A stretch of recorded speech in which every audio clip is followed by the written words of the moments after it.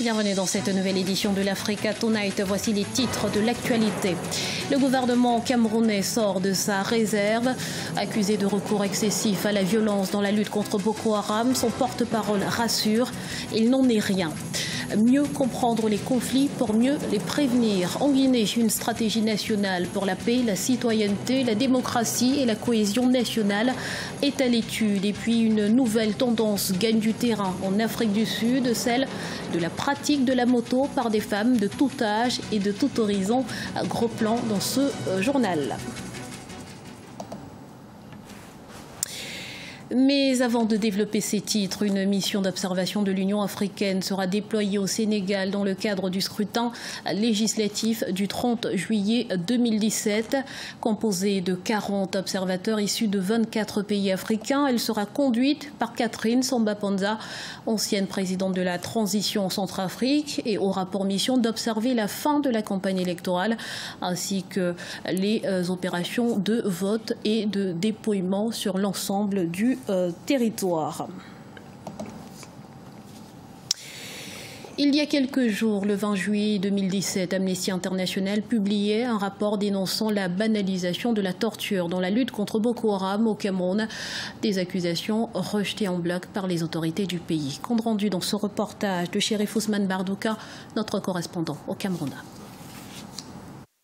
Après avoir pointé en 2015 puis 2016 les fréquents manquements des autorités et des forces de sécurité camerounaises au regard de ses obligations, Amnesty International démontre dans son rapport de juillet 2017 que le recours à la torture par les agents de l'État dans le cadre de la lutte contre Boko Haram est aujourd'hui banalisé et ce en toute impunité. Dans ce document intitulé « Chambre de torture secrète au Cameroun », l'ONG dit avoir rencontré 101 personnes affirmant avoir été détenues au secret et torturées par l'armée camerounaise entre mars 2013 et mars 2017. Pourtant, en 2013, le Cameroun n'est pas encore en guerre contre Boko Haram. Nous rejetons, le gouvernement camerounais rejette ces contre-vérités. Amnesty International s'installe aujourd'hui dans une démarche de déni de vérité, de déni de compétences, de déni de capacité et du déni de respect des conventions dont mon pays est signataire. C'est quelque chose d'intolérable, c'est quelque chose d'inacceptable. En réponse au récent rapport de l'ONG internationale, le porte-parole du gouvernement a donné un point de presse vendredi 21 juillet à Yaoundé.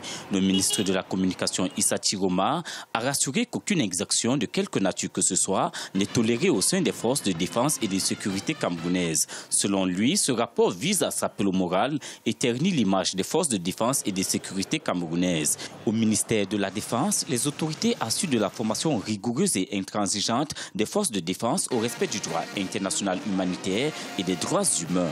L'armée camerounaise, n'est-ce pas, fait un effort extrêmement important pour pouvoir condenser dans le vécu et dans la manière de faire des militaires camerounais des connaissances sur le droit humanitaire à partir de la formation de soldats où il est imposé des modules de droit humanitaire jusqu'à l'école supérieure de défense.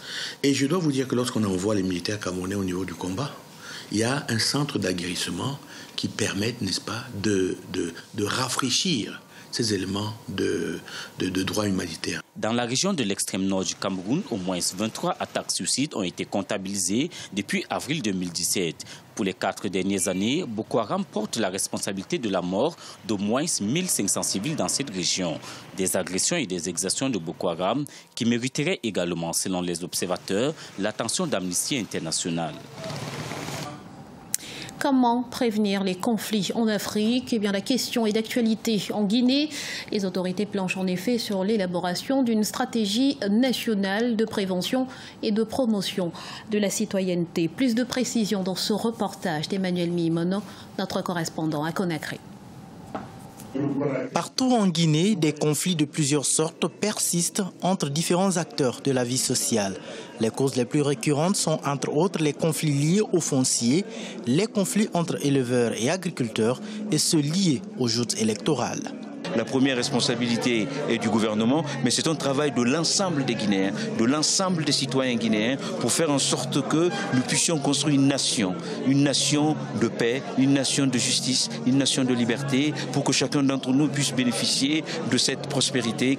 Le défi actuel est de disposer d'un plan qui va conduire à déterminer les axes d'intervention prioritaires des acteurs sociaux. Il vise l'élaboration d'une véritable stratégie nationale pour la paix, la citoyenneté, la démocratie et la cohésion nationale. C'est des erreurs qu'il faut réparer par nos dirigeants parce que c'est eux qui sont à la base de ces regroupements et de ces organisations. Dire que voilà, vous me soutenez et je vais vous soutenir, les Guinéens ne méritent pas cela. La recherche de plans stratégiques de prévention des conflits est actuellement à l'étude. Son but est de prévenir et mieux comprendre d'éventuels facteurs de troubles à la paix entre les différentes communautés du pays. Les sources de conflits variant selon les régions, les approches de solutions s'adapteront à chaque menace. Elles sont de tout âge et de divers horizons, mais développent la même passion pour la moto. Des dizaines de femmes sud-africaines brisent les tabous pour s'imposer dans les circuits traditionnellement réservés aux hommes. Partons à leur rencontre avec Ibrahima Dioumaba. La société sud-africaine en pleine mutation découvre des femmes de plus en plus engagées dans des disciplines sportives traditionnellement réservées aux hommes. La course de moto attire les femmes dans les circuits amateurs et professionnels. Elles sont de tous les âges et viennent de plusieurs secteurs d'activité. La passion qui les réunit reste ces grosses motos et la course. Même les accidents de parcours ne les découragent pas.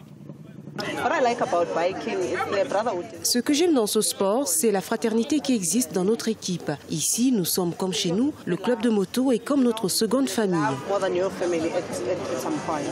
Les modèles sont variés, mais les Harley Davidson sont les plus prisés par ces dames. Les amateurs de moto de la nation arc-en-ciel sont même organisés en club et s'adonnent à des compétitions régulièrement. C'est le cas des membres du Dacross Biking Club qui n'hésitent pas d'ailleurs à travailler avec les hommes.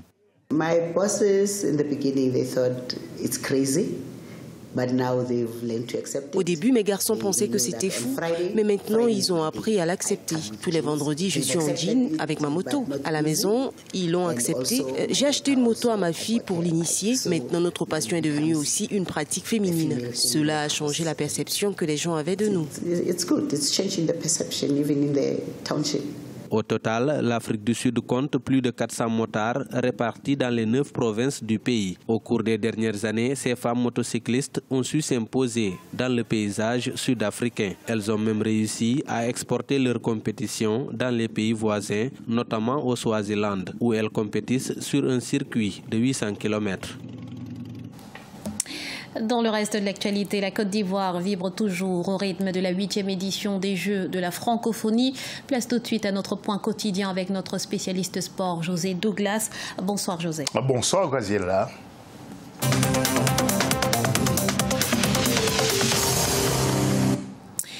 Tout d'abord, José, quels ont été les temps forts de la journée de ce mardi 25 juillet?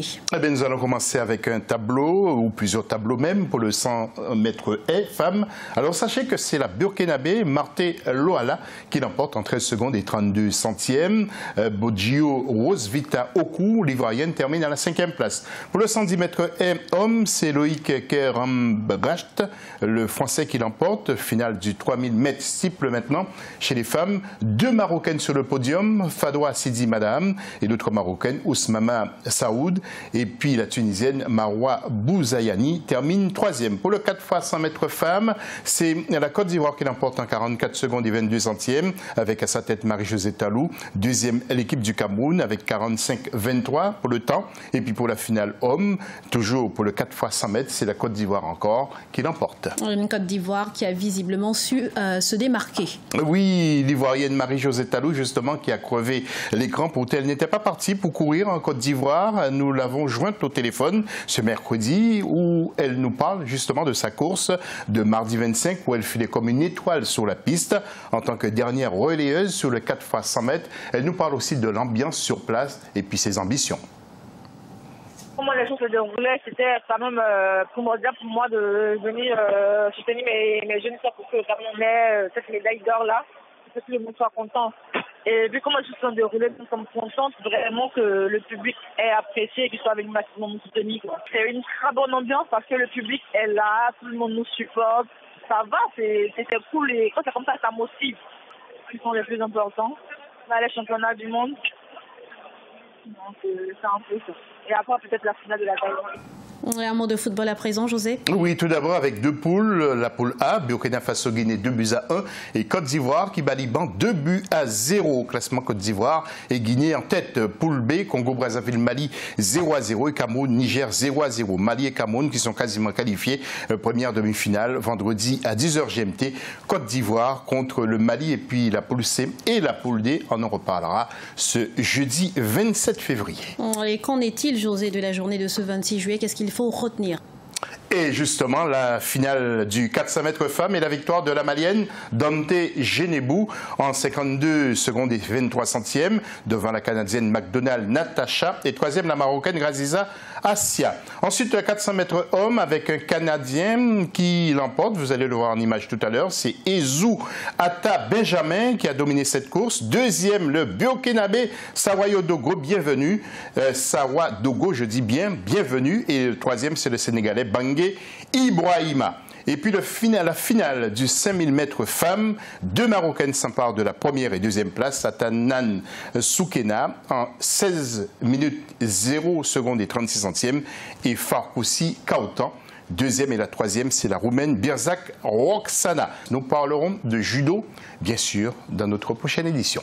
Un mot tout de même, José, sur le programme de ce jeudi? De l'athlétisme, du cyclisme, de la lutte africaine, du football, du tennis de table, du judo, du handisport. Et puis il y avait ce mercredi les quarts de finale du tournoi de basket, tant chez les femmes que chez les garçons. Nous relaterons les résultats et les qualifiés pour le demi-finale de notre édition de ce jeudi. Attention, rendez-vous à 17h GMT. Merci pour toutes ces précisions, José. Et c'est ainsi que s'achève ce journal. Nous vous remercions pour votre fidélité. Retrouvez dans un instant une nouvelle édition de l'information sur Africa 24.